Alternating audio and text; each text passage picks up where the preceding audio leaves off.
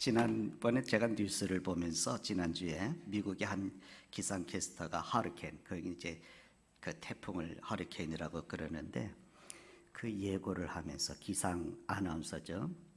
여러분 미안합니다.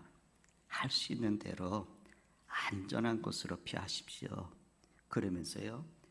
마치 자기 때문에 그런 일이 일어난 것처럼 그래서 자기가 그 사람들의 생명을 지켜줄 수 없어서 그래서 눈물을 흘리면서 그 기상 예고를 하는 그것을 보고 제가 잔잔한 충격을 받았어요. 태풍이 붑니다. 시속 한 200km 됩니다. 이러면 될 거를 여러분 미안합니다. 할 수 있으면 빨리 피하십시오. 안전한 곳에. 그러면서 울어요. 그게 제 마음에 잔잔한 충격으로 왔습니다. 여러분 지난주에 있었는데 미국의 플로리다고 하는 곳에 1000년 동안 경험해 보지 못한 그런 이제 허리케인 태풍이 불어서 집들을 날리고 그 도시 그 지역에 600만 명이 살았는데 600명의 사람들에게 피신을 하라고 그런 내용이었습니다. 한 도시의 시장은요, 나는 괜찮을 거라고 여기는 순간 당신은 죽습니다. 빨리 가장 안전한 곳으로 피하십시오. 그래서 12시간 동안 그 태풍이 지나갔어요. 근데 생명을 잃은 사람은 12명이다. 이런 이제 결론의 뉴스를 참 받았는데 저는 그러면서 그 중에서도 참 다행인 것은 이런 분들의 진실한 권고가 있었기 때문이구나 이런 생각을 했어요. 기상이변들이 일어나는데 그냥 이거 기상의 재해라든지 재난이라든지 이거보다는 재앙이라고 하는 표현이 더 어울리는 일들이 우리 주변에 종종 일어납니다. 근데 이런 사건들을 보면서 우리는 왜 이런 일이 일어나지? 무엇이지라는 그런 질문을 할 줄 알 때 인간됨이 있습니다. 우리는 그런 질문을 할 때 인간의 존재의 의미가 있거든요. 원인이 없는 결과가 없기 때문에 그게 무엇 때문인가? 이런 것을 우리가 묻는 것이 필요한 거예요. 그래서 그것도 바른 해답을 얻을 때까지 계속해가 제가 얼마나 어리석은 사람인지 저는 제가 감나무 밭에 간 적이 있었거든요. 지난 지지는 그 감나무 밭에 갔는데 그 과수에는 감이 잘 열려 있는 거예요. 근데 이제 민가에 그 이제 감들이 이렇게 있는데 감들이 뚝뚝 떨어져 있어요. 그래서 이제 감들이 떨어져 있는 것을 저거는 감이 농약을 치질 않아서 저렇게 떨어졌구나. 그렇게 생각하고 차를 타고 오는데 문득 농약을 치지 않아서 감이 떨어졌구나 이렇게 생각한 어리석음이 제게 탁 떠오르는 거예요. 어떤 사람은 그 나무에서 사과가 떨어지는 걸 가지고 고민하면서 왜 사과가 떨어졌지? 이 사과에 왜 떨어지는 이유가 뭐지? 그래서 찾아낸 것이 여러분 모든 물체는 서로 땡기는 힘이 있구나. 그 중력이라는 거. 그래서 우리가 잘 아는 만유인력의 법칙이라는 게 나왔어요. 우리가 운동의 법칙, 관성의 법칙, 물리적인 그 이론들이 거기서 나왔거든요. 근데 저는 그냥 농약을 안 쳤으니까 떨어졌구나 이런 생각을 하는 거예요. 그러니까 우리가 생각할 때에 인간의 존재, 인간의 인간됨이 있는 거거든요. 그래서 원인을 부정하려고 해서는 안 돼요. 바른 해답을 얻을 때까지 우리가 고민하고 생각하고 해야 되는데 원인을 부정하려고 하면 안 돼요. 만일 원인을 부정하려고 한다면 치료할 수 있는 방법이 없어요. 똑같은 문제를 당하고 똑같은 실수와 똑같은 고난을 반복할 수밖에 없어요. 그래서 뼈 아프고 괴로워도 우리는 당면의 문제의 원인을 찾아야 됩니다.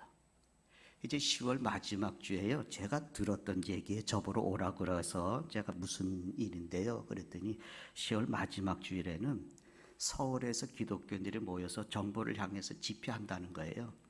명칭이 뭐냐면 차별금지법 철회라고 하는 그런 얘기를 합니다. 정확한 것인지 모르겠습니다. 제가 잘 관여하는 게 아니니까. 근데 사실 이 법은 어떤 일본은 신앙적으로 볼 때 교회가 도무지 받아들일 수 없는, 뭐 동성 부부를 교회가 인정해야 되고 목사는 그 사람들 주례도 해줘야지 되고 이런 문제들이 일어나거든요. 그래서 이제 교단마다 이런 문제를 두고 기도하면서 이 법안이 통과되지 않도록 또 서명도 하고 국회에 요청도 하고 정부에 요청도 하고 그럽니다. 그런데 이번에 부산에 있는 한 교회 목사님이 주체가 되어서 집회하겠다는 거예요. 목표는 100만 명이 모여서 이제 거기서 집회하면서 또 정부의 압력도 넣고 교회의 세력도 가시하겠다라고 하는 것을 그렇게 이제 한다는 것을 제가 그렇게 느낀 거죠.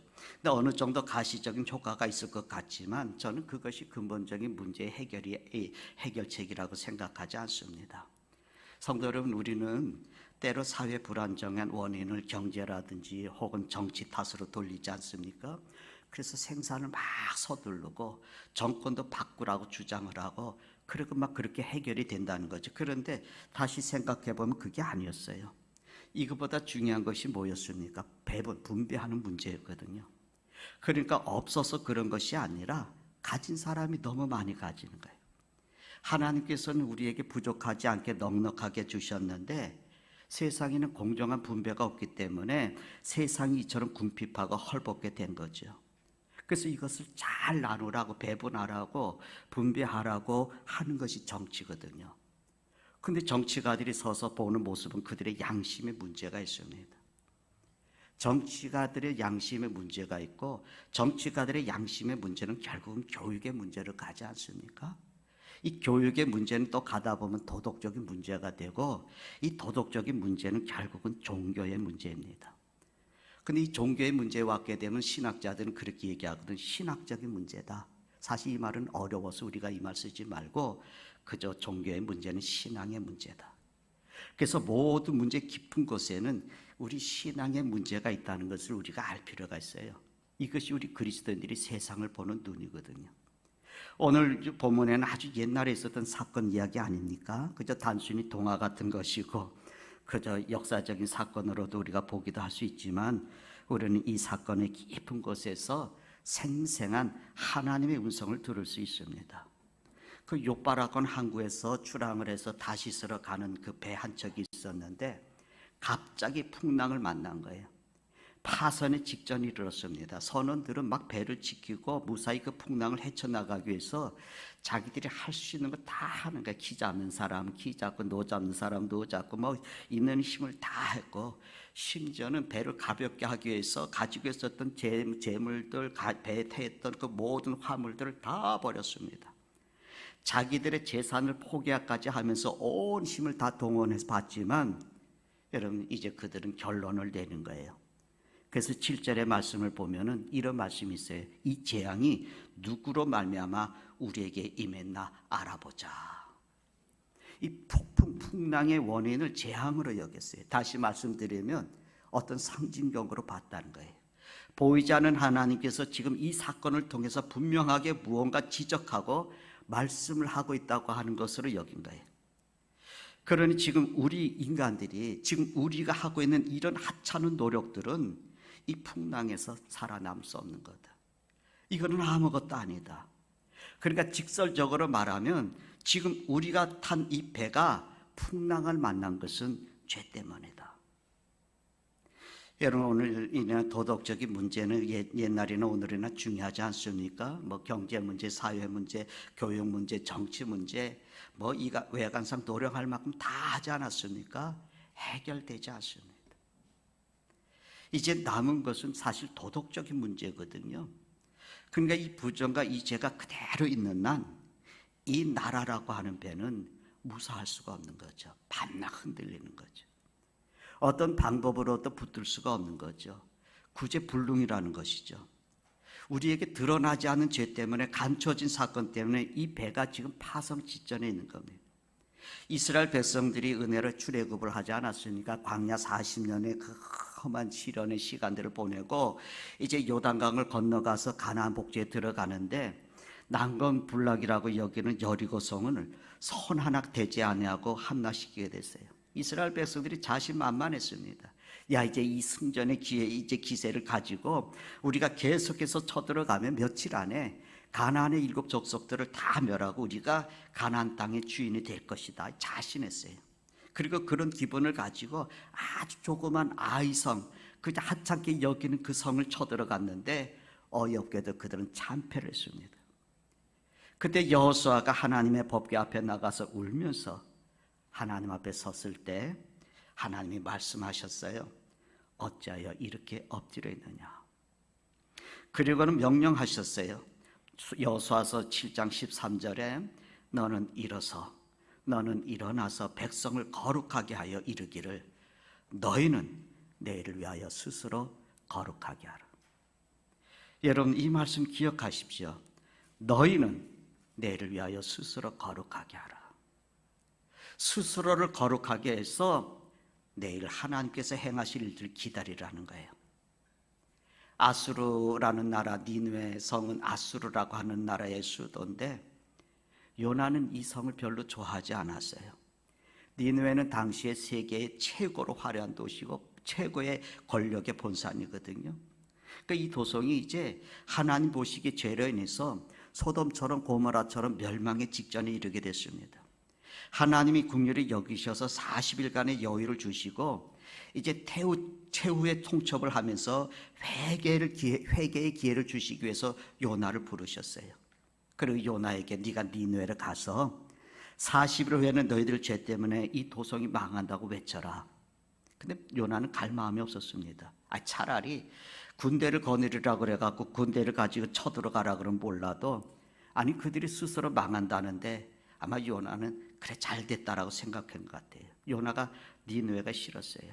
그러니까 요나 생각은 그거죠. 아니 내가 니느웨 가서 40일에 망한다고 외치고 다니다가 아니 혹시 몇 사람이라도 눈물을 흘리고 회개하면 하나님이 마음을 돌이켜서 긍휼히 여기시고 용서하면 어떡하나. 그게 요나의 마음이었던 것 같아요. 망하면 잘된 일 아니냐. 근데 내가 굳이 가서 그들이 용서받게 할 게 뭐냐. 이 마음에. 그래서 요나는 하나님의 명을 거스르고 다시스 가는 배를 탄 겁니다.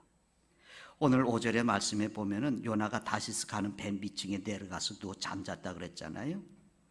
근데 한편에서는 그 풍랑의 원인을 모르는 사람들이 그 풍랑을 이기기 위해서 노를 젓고 애를 쓰면서 배를 지키기 위해서 화물도 버리고 막 그냥 애를 쓰는 겁니다. 그런데 장본인 요나는 배 밑에 들어가서 잠들었어요. 피곤해서 잤겠습니까? 일부러 눈 감은 거 아니겠습니까?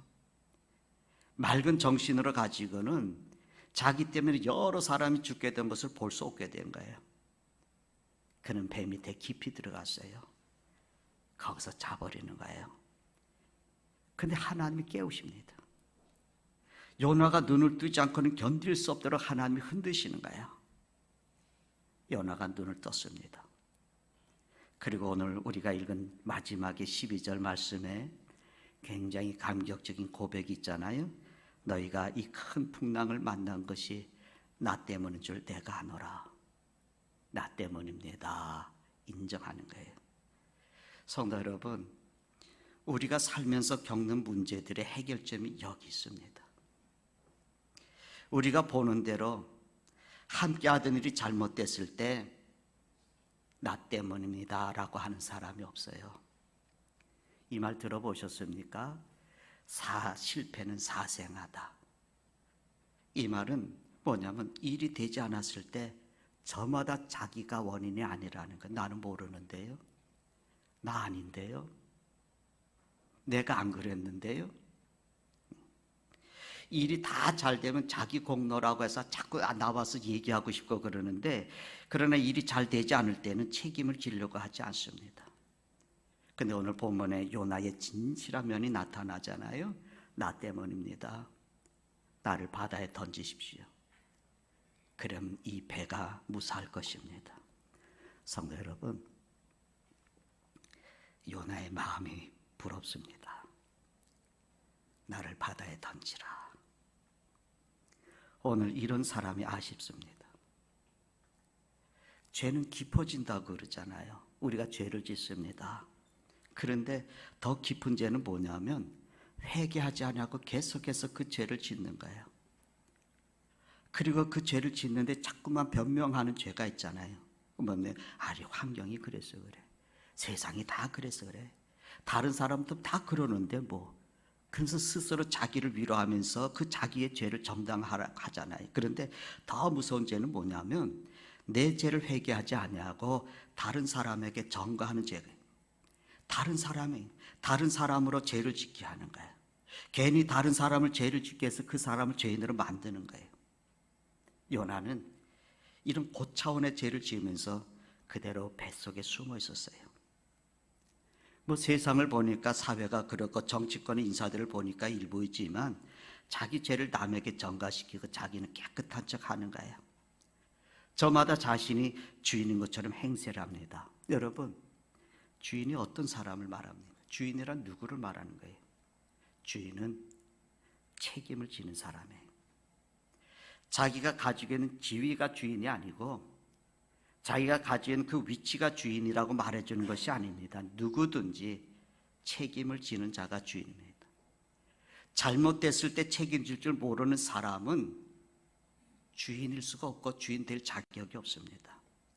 잘못됐든지 잘 됐든지 잘못됐든지 책임을 지는 자가 주인이고, 이게 내 탓입니다라고 나설 수 있는 그 사람이 자유할 수 있는 사람이에요. 그 책임을 질 수 있는 사람만이 그 모든 일에 자유할 수 있는 겁니다. 요나가 그 풍랑 속에서도 그저 자유할 수 있었던 것은 바로 용기를 내어서 이 풍랑 만난 것이 나 때문이다라고 책임을 질 수 있었기 때문에 그가 배에 탄 사람만 살린 것이 아니라 니느웨에 있는 사람들까지도 살리는 기회를 얻은 거예요. 자기의 책임을 남에게 돌리고 있는 동안은 그 마음의 심령이, 그 생활이 영원히 자유할 수가 없습니다. 책임질 수 있는 사람이 주인이에요. 여러분, 우리 더 이상 변명하거나 세상이 그래서 그렇다거나 책임을 전가하지 말고 그저 겸손히 무릎 꿇고 하나님 앞에 설 수 있길 바랍니다. 나라도 사회도 가정도 나 때문이다. 우리 주변에 아주 깜짝 놀랄 만한 일들이 연속해서 발생하지 않습니까? 우리는 여러 가지 생각해요. 그런데 성경이 말하는 대로 죄 때문이다라고 하는 걸 생각하지 못해요. 더 중요한 것은 내 죄를 깨닫게 하기 위해서 나로 하여금 하나님 회개하라고, 나로 하여금 진실하고 거룩하라고 이 사건이 내 앞에 있다고 하는 것을 우리는 모릅니다. 누가복음 13장 그 4절인가요? 거기에 보면 실로암에서 큰 망대가 무너져서 18사람이 압사하는 사건이 일어나요. 근데 이 사건에 대해서 예수님께서 이렇게 말씀합니다. 그 사람들이 예루살렘에 사는 사람들보다 죄가 더 많은 줄 아느냐?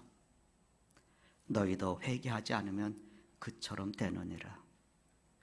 시간 부딪히는 사건들 속에서 하나님께서 우리에게 무언가 말씀하고 있느냐, 그걸 잊으면 안 돼요. 이 풍랑 속에서도 하나님의 음성이 있고 양보할 수 없는 하나님의 크신 뜻이 있다는 거 기억하십시오.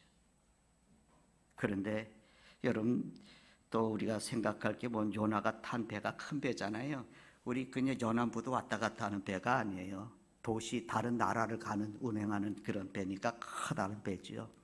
거기에는 각양각색의 사람들이 타지 않았겠습니까?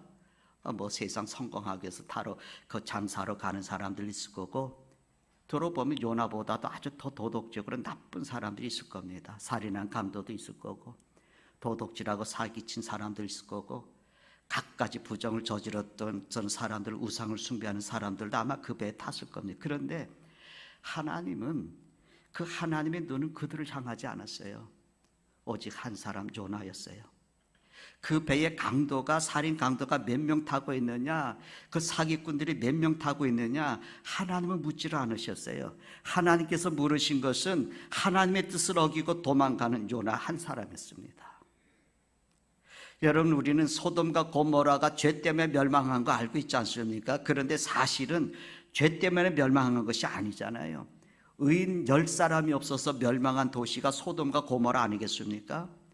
요나가 탄 배에는 용서받을 수 없는 온갖 죄인들이 타고 있습니다. 우리는 그럴 건데, 쟤는 도둑놈이라고, 쟤는 살인자라고, 쟤는 사기꾼이라고 그럴 겁니다. 근데 하나님께 중요한 것은 하나님의 사람 요나뿐이었어요. 요나를 돌이키셔서 그를 통해서 하나님의 뜻을 이루기 위해서 이 풍랑을 일으키신 겁니다. 모든 사람이 죄를 졌지만 하나님께서 니느웨 사람들을 구원하시기를 기뻐하시고 그들을 사랑하셨어요. 그래서 요나를 보내서 니느웨를 구원하시려고 하는데 요나가 말을 듣지 않습니다. 하나님은 생명을 살리는 구원의 역사를 이루시려고 하는데 요나는 자기 생각과 다르고 자기 기분에 좋지 않다고 그 뜻을 거역하고 기피했습니다. 그래서 그 앞에 풍랑이 있어야 됐던 거예요. 성도 여러분, 하나님이 우리 민족 이 결의 앞에, 우리 교회 앞에, 그리고 여러분과 제 앞에 이루시고자 하신 뜻이 무엇일까요? 여러분, 그 귀한 뜻을 이루려 하시기 때문에 오늘 내 앞에, 우리 앞에 부딪히는 일들이 있다는 거예요. 에스라서 여러분 9장에 말씀해 보면 5절 6절에 에스라가요 이 말씀이 있어요. 저녁 제사 드릴 때 내가 근심 중에 일어서서 속옷과 겉옷을 찢은 채 무릎을 꿇고 나의 하나님 여호와를 향하여 손을 들고 6절에 말하기를 나의 하나님이여 내가 부끄럽고 낯이 뜨거워서 감히 하나님을 향해서 얼굴을 들지 못하오니 우리 죄악이 많아 정술에 넘쳐요.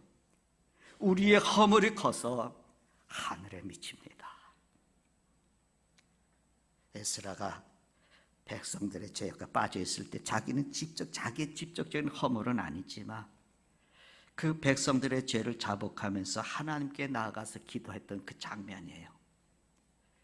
출애굽기 32장에 본 모세가 기도하지 않아요? 하나님, 이 백성 죄를 사하지 않으시려거든 나의 이름을 당신의 생명책에서 제해 주십시오. 이것이 이스라엘 민족 공동체를 사랑했던 모세의 기도입니다. 책임지는 하나님의 사람의 모습입니다. 성도들은 우리가 이 민족과 함께 자백하고 함께 회개하는, 또 교회를 위해서 내가 져야지 될 그 십자가를 지면서 겸손하게 무릎을 꿇을 수 있는 그 역사가 이래야 됩니다. 그리고 하나님의 뜻이 이루어지기를 기다려야 돼요. 더 이상 누구를 향해서 팻말을 드는 것도 아니고 원망하는 것도 아니고 누구를 탓하는 것도 아니고 귀탄하거나 비판하는 것도 아니고 이러던 나를 찾는 겁니다. 깊이 잠자고 있는 내 안에 요나를 깨우는 거예요. 그래서 가정이든 교회든 사회 속에서든 책임을 질 줄 아는 주인이 되십시다. 그래서 다시금 하나님의 구원의 역사에 쓰임받는 그런 은혜, 그런 하나님 앞에서 자유할 수 있는 은총, 그걸 누리는 하나님의 사람들로 설 수 있기를 바랍니다. 기도하십시다.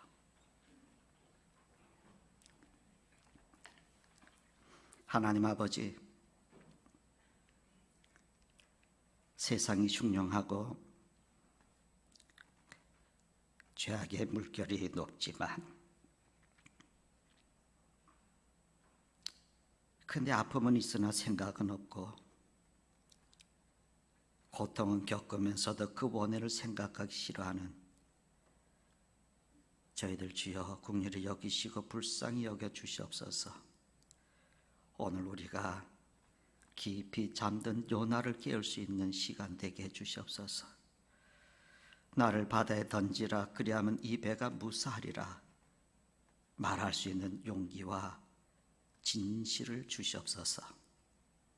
하나님, 이제 우리는 전부가 나의 까닭임을 알게 하시고 나 때문인 줄 알아서 겸손하게 무릎을 꿇는 중에 또다시 겸손하고 하나님 앞에서 자유할 수 있는 그런 삶이 되게 해주시옵소서. 그래서 우리가 탄 이 배가 다시 고요함을 찾을 수 있도록 주여 은혜를 주시옵소서. 예수님의 이름으로 기도드리나이다. 아멘.